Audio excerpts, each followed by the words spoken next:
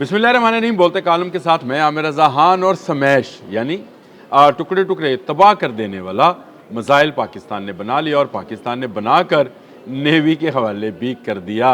ये स्मैश है क्या, किस किस्म का मिसाइल है, इसकी रफ्तार क्या होगी और दुश्मन के लिए ये किस चीज़ का ख़तरा है और पाकिस्तान का इसके बाद बहरा अरब पे किस तरह से जो है तसल्लुत कायम हो गया है। यानी अब बहरा अरब में कोई बहरी क़ुव्वत पाकिस्तान के मद्दे मुकाबल नहीं है। मैं कोई से मुराद इसलिए भी कह रहा हूँ कि हमारा दुश्मन जो है भारत, उसका पानी जब हमारे साथ मिलता है तो उसकी बार बार ख्वाहिश पैदा होती है कि वो अपने विक्रांत यानी बड़े बहरी जहाज़ों को भी, जंगी जहाज़ों को भी समंदर में लेकर आए। लेकिन हमेशा पाकिस्तान बहरिया ने उसे रोका रखा है और अब जो है उन्होंने एक ऐसे मिसाइल का टेस्ट कर लिया है जिसके बाद चुप लगी है भारत को। जी हाँ, और भारत का अभी तक कोई इस पर रद्द अमल भी सामने नहीं आया है, क्योंकि ये एक ऐसा मिसाइल सिस्टम है, यानी बैलिस्टिक मिसाइल सिस्टम है, क्रूज़ नहीं बैलिस्टिक मिसाइल सिस्टम है, जो आवाज़ से कई गुना रफ्तार के साथ दुश्मन के हर बहरी जहाज़ को, चाहे वो खड़ा हो या चल रहा हो, उसको तबाह करने की सलाहियत रखता है। और इसमें ख़ास बात यह है कि ये शिप लॉन्च्ड मिसाइल जो है ये ज़मीन पर भी अपने अहदाफ को निशाना बना सकता है। इसकी रेंज क्या है, इसमें कितने किलोग्राम जो है तबाहकुन जो है वॉरहेड्स ले जाए जा सकते हैं, और ये क्या चीज़ है, इस बारे में आज मेरा बोलते कालम है।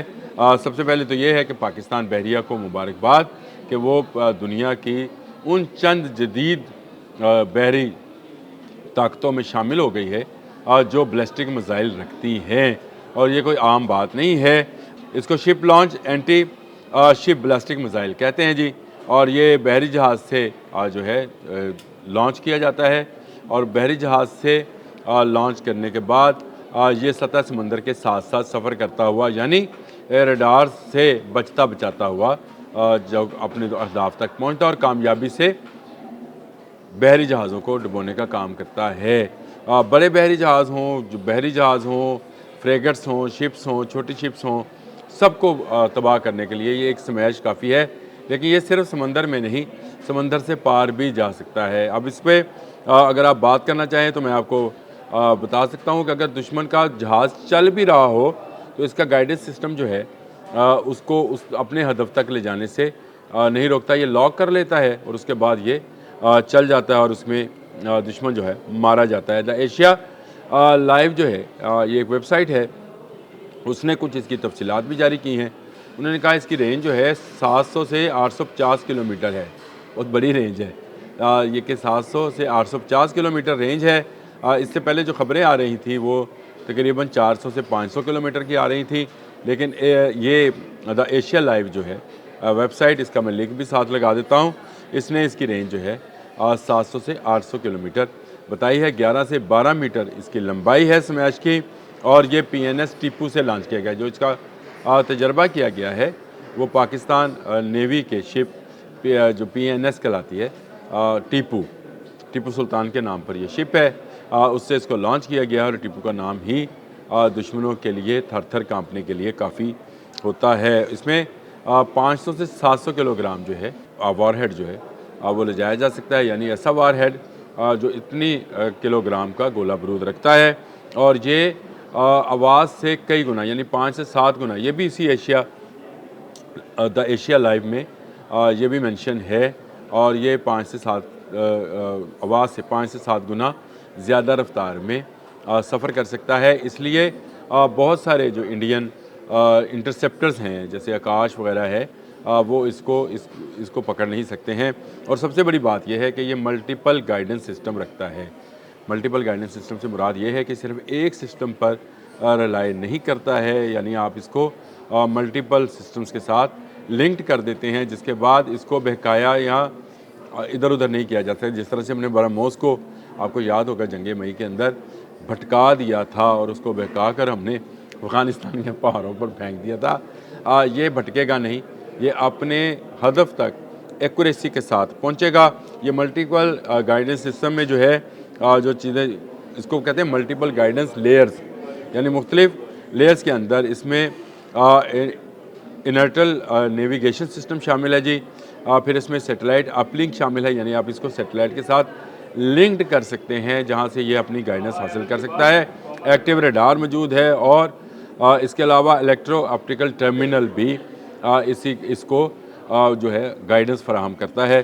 तो इस तरह से ये एक ऐसा मिसाइल है जो पाकिस्तान बहरिया को नाकाबिल तस्सीर बनाता है, यानी पाकिस्तान को नाकाबिल तस्सीर बनाता है। ये एटमी मिसाइल है या नहीं है, इस बारे में अभी कोई वजाहत नहीं आई। इसका नाम क्या रखा जाना है, अभी तक तो स्मैश सामने आया है, लेकिन इस हवाले से भी अभी ISPR ने कोई बात जो है नहीं की है। लेकिन मिसाइल टेस्ट हो चुका और दिसंबर के आखिर चल रहा है, 2025 का आखिर चल रहा है।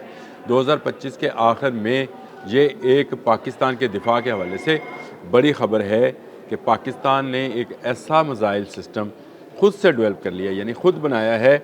इसमें किसी बैरूनी ताकत का कोई लेना देना नहीं है। डिज़ाइन से लेकर इसकी तमाम जो इसका इंजन और इसकी सलाहियत जो है वो पाकिस्तान की अपनी डेवलप करदा है, यानी ये मुकम्मल तौर पर मेड इन पाकिस्तान है।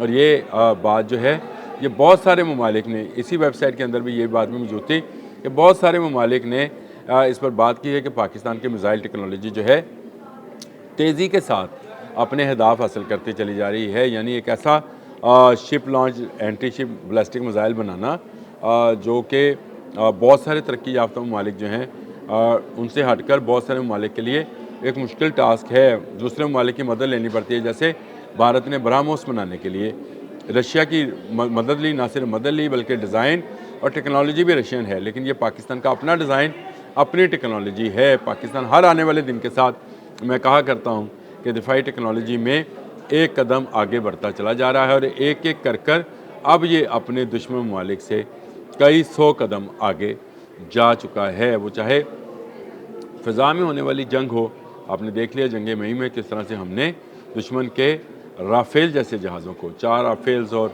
1 MiG-29 और Su-30 उनको गिराया। इसी तरह दुश्मन के जो त्यारा बरदार बहरी जहाज़ हैं, अब उनकी मौत बनकर ये स्मैश जो है वो लॉन्च्ड हो चुका है और कहा जा रहा है कि 2026 के मिड में इसका अगला वर्जन जो है, इसी स्मैश का अगला वर्जन जो है वो टेस्ट किया जाएगा।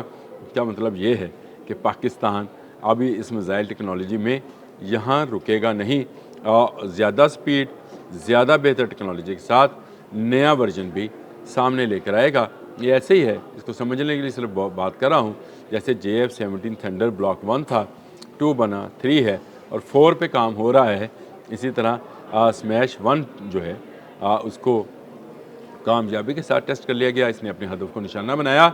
अब हमारी बारी ये है कि हम आने वाले दिनों में अच्छी खबर ये सुनेंगे कि 2026 में स्मैश 2 का भी तजर्बा कर लिया जाएगा और उसके बाद वैसे तो इसके बाद भी पाकिस्तान की बहरिया जो है वो नाकाबिल तस्सीर है और अल्हम्दुलिल्लाह इसी वजह से पाकिस्तान के समंदर और पाकिस्तान की कोस्टल लाइंस जो कराची से ग्वादर तक की हैं, तमाम की तमाम अब महफूज हाथों में हैं।